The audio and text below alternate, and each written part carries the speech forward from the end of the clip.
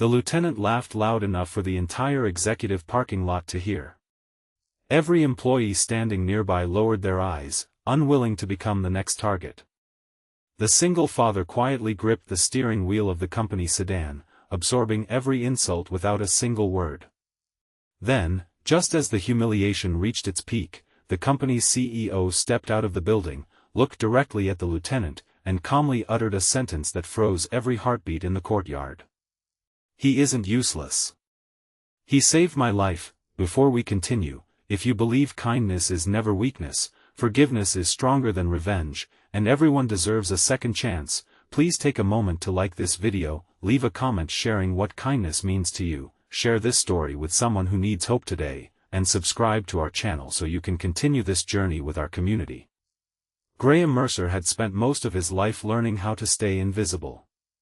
At 42 years old, he had weathered more storms than most people ever saw. 5 years earlier he had buried his wife after a sudden illness that left him raising his 8-year-old daughter, Clara, completely alone. Every morning began before sunrise as he prepared breakfast, braided Clara's long blonde hair with hands that had once repaired engines, packed her lunch with handwritten notes of encouragement, and dropped her at school before reporting for work as an executive driver at Ashford Dynamics, one of the country's fastest-growing technology companies. It wasn't glamorous work, but it was honest work. Graham never complained because every paycheck meant another month of security for his little girl. Many employees barely noticed him. To executives he was simply the man opening doors and waiting patiently beside polished black vehicles. Few realized that before tragedy reshaped his life, Graham had served as a decorated emergency rescue specialist. Years spent responding to disasters had taught him to remain calm when everyone else panicked. Those experiences never left him, though he rarely spoke about them. He believed the greatest acts of courage often happened quietly, without applause. The one person who always treated him with genuine respect was Evelyn Sinclair, the CEO of Ashford Dynamics. She greeted security guards by name, thanked janitors for their work, and never ignored the people who kept the company running behind the scenes. Graham appreciated that kindness but never expected special attention.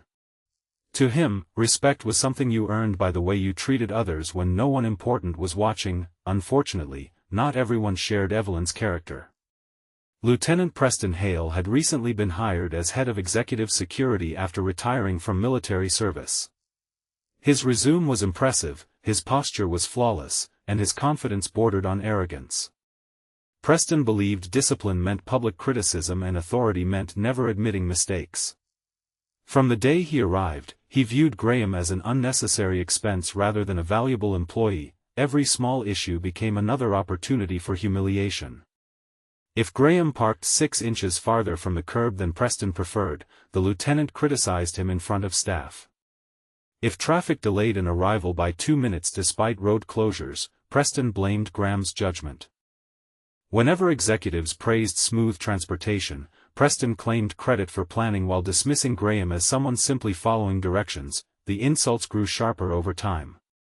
Preston repeatedly referred to Graham as a driver who had wasted his potential and insisted that people like him existed only to carry people who actually mattered.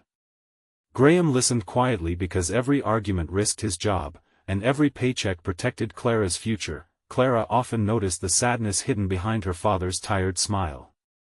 She never asked many questions because children sometimes understand pain without explanations. Instead she left little drawings inside his lunch bag. Most showed 2 stick figures holding hands beneath enormous suns with messages reminding him that he was the strongest dad in the world. Graham carried every drawing folded carefully inside his wallet. One bright autumn morning the company prepared for an important investor summit. Business leaders, journalists, and government officials filled the headquarters. Every department was under pressure to create a flawless impression. Graham polished the executive sedan until it reflected the blue sky like a mirror. He inspected every tire, checked every fluid level twice, and quietly prepared for another demanding day. As Evelyn exited the building, Preston immediately began issuing orders with unnecessary volume. He criticized Graham's posture, questioned his preparation, and mocked the fact that someone without executive ambition still worked behind a steering wheel in middle age. Several younger employees shifted uncomfortably, embarrassed by the public humiliation but too afraid to intervene. Graham simply opened the rear passenger door. Minutes later the convoy departed toward the conference center. The highway appeared ordinary, traffic moving steadily beneath the warm afternoon sun. Yet years of rescue work had trained Graham to notice details others ignored. He spotted a heavily loaded construction truck drifting strangely between lanes. Something about its movement felt wrong. The driver's frantic gestures through the windshield suggested complete loss of control. Without hesitation Graham calculated distances instinctively. Instead of following the planned route exactly, he accelerated briefly before steering toward a narrow emergency shoulder just as the truck barreled across multiple lanes. Seconds later the massive vehicle smashed through the exact space where the executive sedan would have been. Concrete barriers shattered. Metal twisted violently. Several cars collided behind them. Inside the sedan, Evelyn remained unharmed. The convoy stopped safely farther ahead while emergency responders rushed toward the wreckage. Preston exploded with anger before understanding what had happened. He accused Graham of reckless driving, unauthorized maneuvering, and abandoning formation. In front of witnesses he declared Graham's actions dangerous and irresponsible. Only after highway patrol officers reviewed nearby traffic cameras did the truth emerge.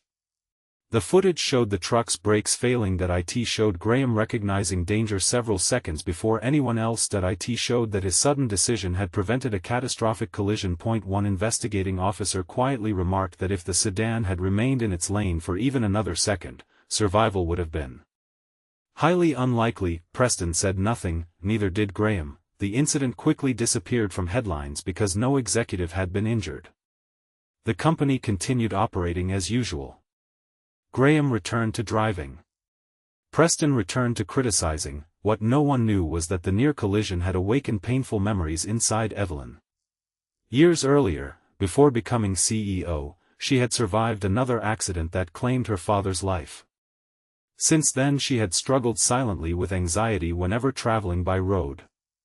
Graham's calm professionalism during the emergency had protected not only her life but also her confidence. For the first time in years she felt safe inside a moving vehicle. Instead of announcing his heroism publicly, Graham requested that management avoid unnecessary attention. He insisted anyone with similar training would have done the same. Months passed, then Ashford Dynamics entered its most difficult financial crisis. A major competitor spread false rumors questioning the company's stability. Investors panicked. The board demanded aggressive cost reductions. Every department faced layoffs. Preston viewed the crisis as an opportunity to eliminate employees he considered expendable. Graham's position appeared near the top of the list. During the board meeting discussing staffing reductions, Preston confidently argued that executive transportation could easily be outsourced. He described Graham as replaceable, outdated, and lacking strategic value. Several directors nodded. Graham happened to be waiting outside after delivering documents for another executive. Through the slightly open conference room doors he heard enough to understand his future. He accepted it quietly. That afternoon he picked up Clara from school with the same warm smile she loved, never allowing his fears to reach her. At home they baked inexpensive cookies together using an old family recipe. Clara proudly declared they tasted better than bakery cookies because they contained hope instead of fancy ingredients. Graham laughed harder than he had in weeks. The following morning the entire executive team gathered for the final restructuring announcement. Employees filled the atrium waiting anxiously to learn whose careers would survive. Preston stood confidently beside the board. Graham waited silently near the company's sedan, believing he would soon clear out his locker. Then Evelyn stepped onto the stage. Instead of reading the prepared restructuring speech, she closed the folder and looked across the crowd. She spoke about invisible people. She spoke about the employees whose names rarely appeared in reports but whose integrity carried the company. Through difficult seasons, she reminded everyone that leadership meant recognizing character before credentials. Finally she asked Graham to join her. Confused whispers spread throughout the room. Preston looked irritated. As Graham reluctantly approached the stage, Evelyn turned toward the lieutenant. With complete calm she repeated the words that stunned the entire building: that he isn't useless, that he saved my life. Silence flooded the atrium. Evelyn explained the highway incident in full detail for the first time. She displayed official investigation footage confirming Graham's split-second decision. She revealed that independent safety experts concluded his actions had prevented fatalities. She also shared something few people knew. After the accident, she had quietly investigated Graham's background. She discovered years of rescue service, commendations for bravery, lives saved during floods, highway disasters, and industrial accidents. She also learned that after losing his wife, Graham had declined higher-paying jobs requiring constant travel because he refused to sacrifice time with his daughter. His greatest achievement, she said, was not professional recognition that it was raising a compassionate child despite unimaginable grief. Many employees wiped tears from their eyes. Several executives looked ashamed for never learning the story of the man who opened their car doors every morning. Evelyn then announced something unexpected. Instead of eliminating Graham's position, she promoted him to Director of Executive Safety and Emergency Preparedness, creating an entirely new department focused on protecting employees during emergencies and teaching life-saving response skills.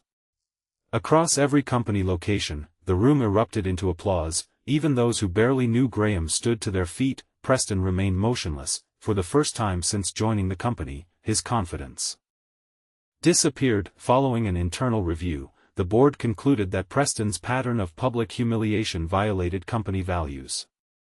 Rather than dismissing him immediately, Evelyn offered him intensive leadership coaching, making it clear that technical skill without humility could never build lasting trust. To everyone's surprise, Preston accepted. The process was uncomfortable. He apologized individually to employees he had belittled. Some forgave him quickly, others needed time. Graham accepted the apology almost immediately, not because the pain had been small, but because carrying resentment would only burden the future he wanted for Clara. Months later, Ashford Dynamics became known not only for innovation but also for its culture of dignity and respect. Graham's emergency preparedness program saved lives during workplace medical crises, natural disasters, and unexpected accidents. Employees who had once hurried past one another now greeted colleagues by name. Managers received training emphasizing empathy alongside performance. Clara occasionally visited the headquarters during family events. She proudly watched her father teach executives basic emergency response techniques. The same people who once overlooked him now listened carefully to every lesson he shared. She realized that true strength never needed to announce itself. It simply appeared when others needed it most. One sunny afternoon, Graham and Clara stood outside the building watching employees laugh together during a company picnic. Evelyn walked over, thanked Graham once again for changing more than just one moment on a highway, and quietly admitted that his courage had inspired her to become a better leader. Graham looked around at the smiling families, the co-workers treating one another with kindness, and his daughter chasing butterflies across the grass. He understood that the greatest victories rarely came through revenge. They came through quiet integrity, patient endurance, and the willingness to keep choosing compassion even after the world gave every reason to become bitter. Before this story ends, we'd love to hear from you. Please leave a meaningful comment telling us what you believe is more powerful: forgiveness, quiet courage, or simple everyday kindness, and share why your answer matters to you. If this story touched your heart, please like this video, leave a meaningful comment, share it with someone who needs hope today, and subscribe to our channel so you never miss another emotional journey. As the afternoon sun stretched across the company courtyard, Graham held Clara's hand and walked toward the future he had earned not through wealth, titles, or recognition, but through a lifetime of choosing humility over pride and compassion over anger.